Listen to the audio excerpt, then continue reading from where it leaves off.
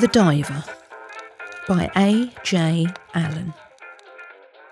For some reason or other, the BBC are always asking me to tell a ghost story. At least, they don't ask me, they tell me I've got to. I say, "What kind of ghost story?" And they say, "Any kind you like, so long as it's a personal experience and perfectly true." Just like that. And it's cramped my style a bit. Not that my personal experiences aren't true, please don't think that. But it's simply this, that when it comes to supernatural matters, my luck hasn't been very good. It isn't that I don't believe in such things on principle, but I do like to be present when the manifestations actually occur, instead of just taking other people's word for them. And somehow or other, as I've said before, my luck has not been very good. Lots of people have tried to convert me. There was one young woman in particular. She took a lot of trouble about it. Quite a lot.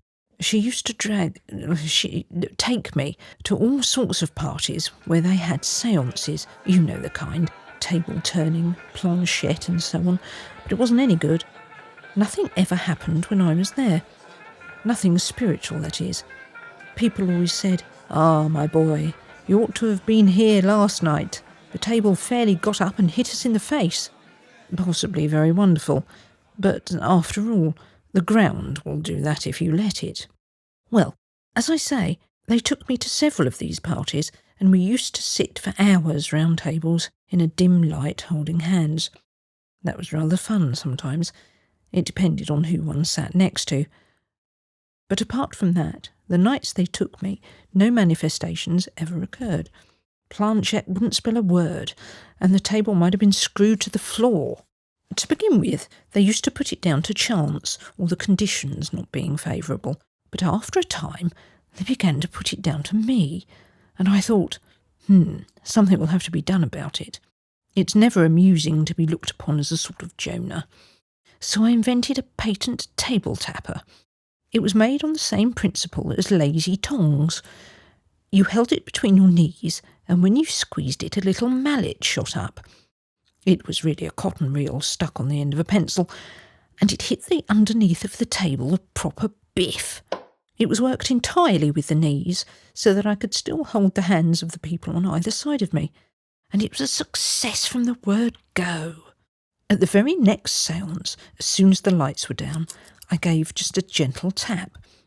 Our host said, "Ah, a powerful force is present," and I gave a louder ponk. And then he said, "How do you say yes?" And I said, "Ponk." And then he said, "How do you say no?" And I said, "Ponk, ponk." So far, so good. Communication established. Then people began asking questions, and I spelt out the answers. Awful hard work, ponking right through the alphabet, but quite worth it.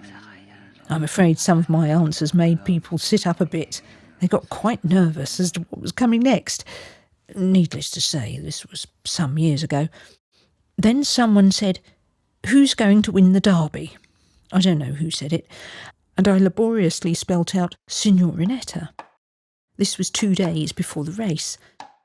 I don't know why I said Signorinetta, because there were several horses with shorter names, but it just came into my head. The annoying thing was that I didn't take my own tip and back it. You may remember, it won at 100 to 1 by I don't know how many lengths, 5 lengths dividing second and third. However, it's no use crying over the stable door after the horse has spilt the milk, and it's nothing whatever to do with the story. The amusing thing was that when the séance was over, various people came round to me and said, "Now will you believe in spiritualism?" and "What more proof do you want?" and so on and so forth. It struck me as rather rich that they should try to convert me with my own false evidence. And I don't mind betting you that if I'd owned up to the whole thing being a spoof, not a soul would have believed me. That's always the way. I've told you all this to show that I'm not exactly dippy on the subject of spiritualism, at any rate, not the table-turning variety, very largely because it is so easy to fake your results. But when something genuinely uncanny comes along, why then I'm one of the very first to be duly thrilled and mystified and, whatnot. It's one of those genuine cases I want to tell you about. It happened to me personally.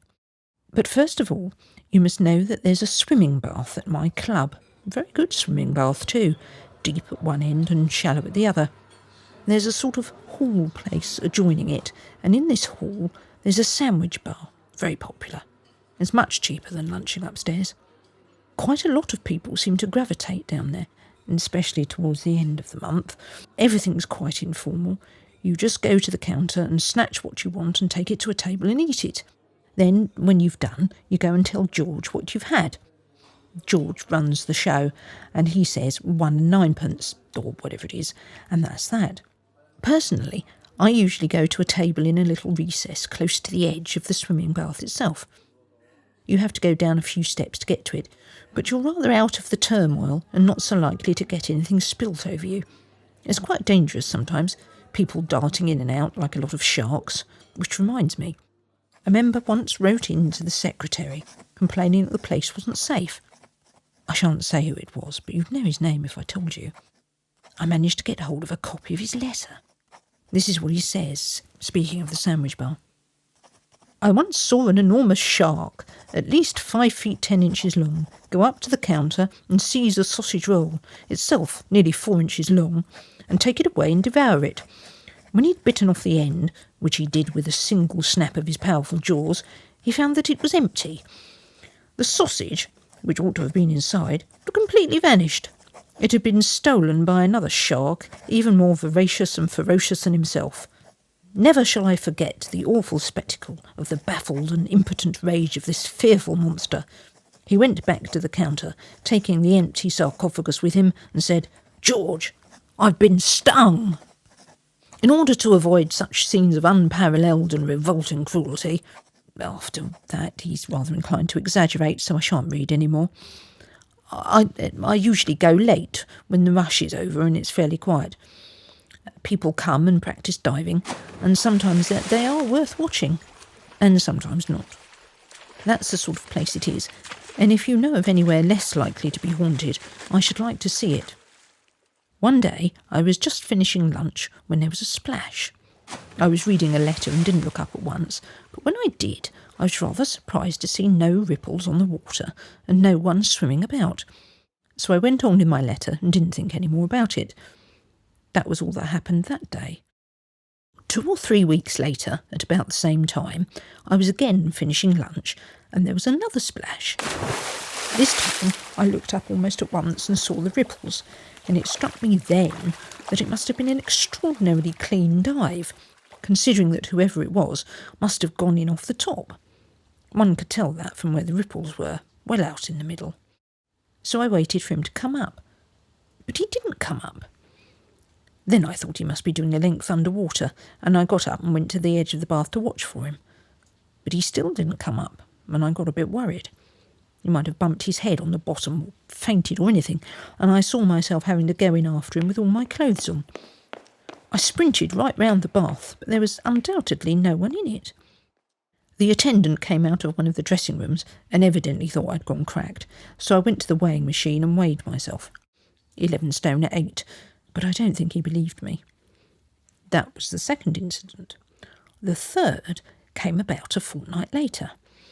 This time I saw the whole thing quite clearly.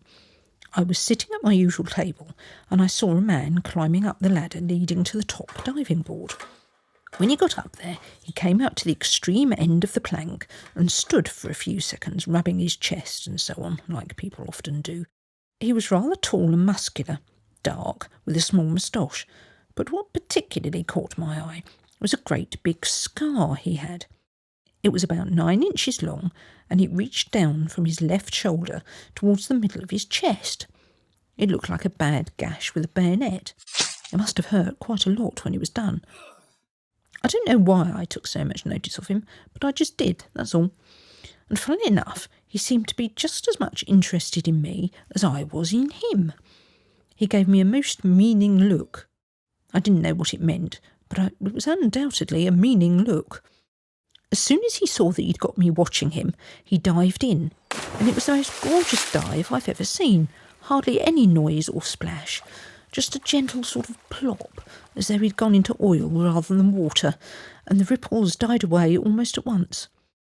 I thought, if only he'll do that a few more times, it'll teach me a lot, and I waited for him to come up, and waited, but not a sign. I went to the edge of the bath, and then I walked right round it. But, bar the water, it was perfectly empty. However, to make absolutely certain, I mean that he couldn't have got out without my seeing him, I dug out the attendant and satisfied myself that no towels and costumes had been given out since 12 o'clock. It was then 2:30. And he, the attendant, he'd actually seen the last man leave. The thing was getting quite serious.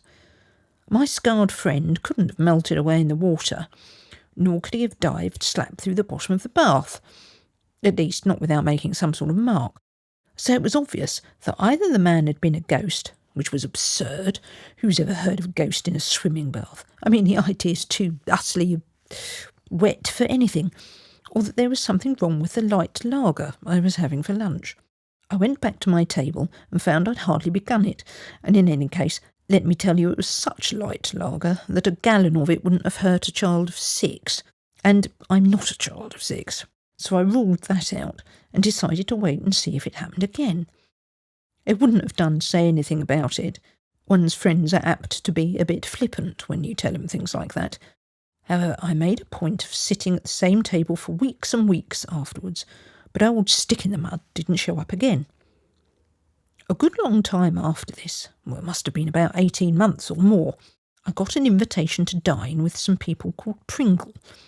They were old friends of mine, but I hadn't seen them for a long time because they mostly lived in Mexico, and one rather loses touch with people at that distance. Anyway, they were going back there in a few days, and this was a sort of farewell dinner. They'd given up their flat and were staying at a hotel, and they'd got another man dining with them. His name was Meluish, and he was, with one exception, the most offensive blighter I've ever come across. Do you know those people who open their mouths to contradict what you're going to say before you've even begun to say it? Well, he did that, among other things. It was rather difficult to be entirely civil to him. He was travelling back to Mexico with the Pringles as he'd got the job of manager to one of their properties. Something to do with oil, but I didn't quite grasp what. My mind was so taken up with trying to remember where on earth I'd seen the man before. Well, of course, you all know. You know he was the man who dived into the swimming bath. Sticks out a mile, naturally. But I'd only seen him once before in a bad light, and it took me till halfway through the fish to place him. Then he came back with a rush, and my interest in him became very lively. He was an American, and he'd come over to England 2 months before looking for a job, so he said. I asked him why he'd left America, and he didn't hear, but it did seem fairly certain that he'd never been in Europe before. So when we got to dessert, I proceeded to drop my brick. I said, do you mind telling me whether you've got a scar on your chest like this? And I described it. The Pringles just stared, but Meluish looked as if he was going to have a fit. Then he pulled himself together and said, Have you ever been in America? And I said, No, not that I know of. Then he said, Well, it's a most extraordinary thing, but I have a scar on my chest. And he went on to explain how he'd got it. Funnily enough, he'd gone in for high diving a lot when he was younger and taken any amount of prizes, and on one occasion he'd found a sharp stake at the bottom of a river. He gave us full particulars. Very messy. But what they all wanted to know was how I knew anything about it. Of course, it was a great temptation to tell them, but they'd only have thought I'd gone off my rocker, so I started a hare about perhaps having seen a photograph of his swimming club in some newspaper or other. Well, they caught on to that idea quite well, so I left them to it. The whole thing was by way of being rather a problem, and it kept me awake that night. Without being up in such matters, it did occur to me that it might be a warning of some kind. Is it likely that anyone, even a ghost, would take the trouble to come all the way from America simply to show me how well he could dive? Of course not.